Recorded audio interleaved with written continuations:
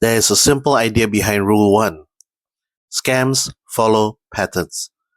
They're not random tricks, they follow patterns. Once you understand that scams follow patterns, something important changes. You no longer need to memorize hundreds of thousands of scams.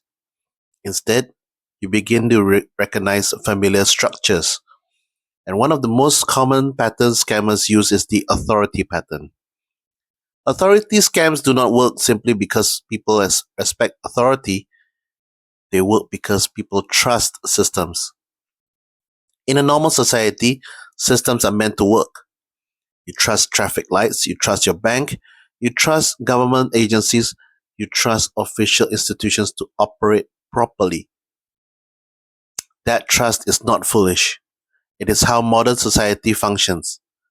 But scammers misuse that trust. They imitate authority. They pretend to represent institutions people normally rely on.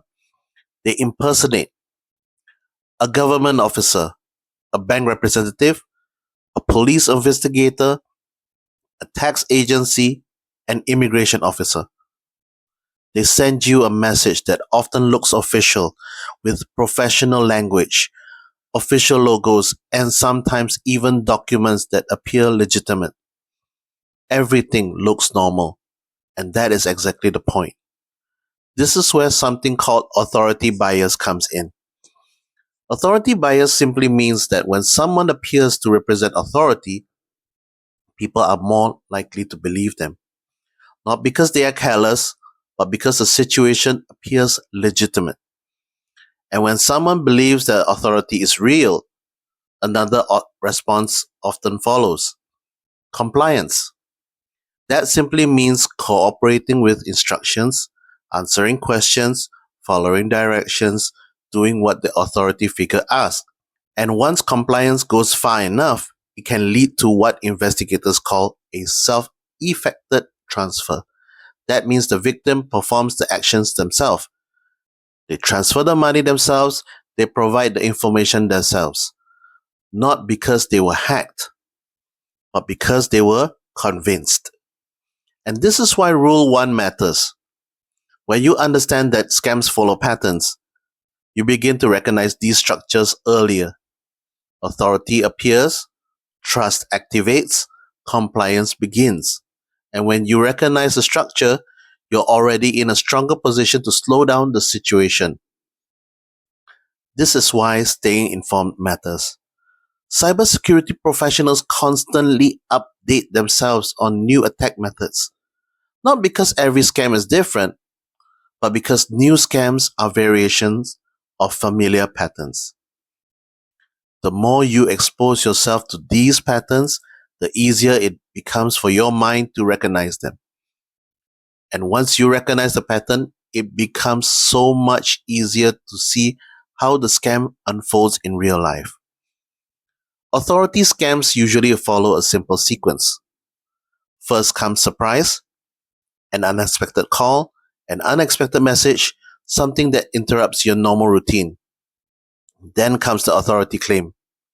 The person says they represent a government agency, a bank, law enforcement, or an institution people normally trust. Because the situation appears official, authority bias activates, and people become more likely to believe the message. Then the scammer adds pressure. They say that there's a serious problem, an account issue, a legal investigation, a security alert, something that must be handled immediately. At this point, compliance increases. People begin answering questions, following instructions, providing information. And eventually, the scam reaches the final step. The victim performs the action themselves. They transfer the money, they authorize the payment, they provide the verification code. Scammer did not hack the account. This is a self-effected transfer. The victim carried out the actions themselves because the situation looked legitimate, because the authority sounded real, because the pressure made it feel urgent. That is why authority scams work. They do not break the system, They imitate the system. They misuse the trust people already have. In the deep dive videos, we break down these scams step by step. Here in the reinforcement videos, the goal is to simply help you recognize the pattern quickly. This is exactly why the human firewall method exists. They're not meant to be memorized like a textbook. They are meant to become habits. The same way soldiers train procedures until they become second nature. The same way road safety works. When children first learn road safety, they are taught something simple. Look left, look right, look left again before crossing, or look right, left, and right again, depending on which part of the world you're in. At first, it feels unnatural. You have to remember it. You have to practice it. But over time, something interesting happens. It becomes muscle memory. Most adults today do not consciously think about road safety anymore. When they reach the road, they automatically look left and right. Not because they memorized a rule, but because the habit was trained through repetition. Cyber safety works the same way. The human firewall method has 5 rules that are designed to become automatic responses. You see something unusual, your mind pauses, you check the situation, you verify independently, you slow the situation down. Not because you are afraid, but because the habit is already there. Just like road safety reduced accidents over time, simple habits online can reduce the chances of becoming a victim. Once you understand that scams follow patterns, something important changes. You stop trying to memorize every scam because new scams appear all the time.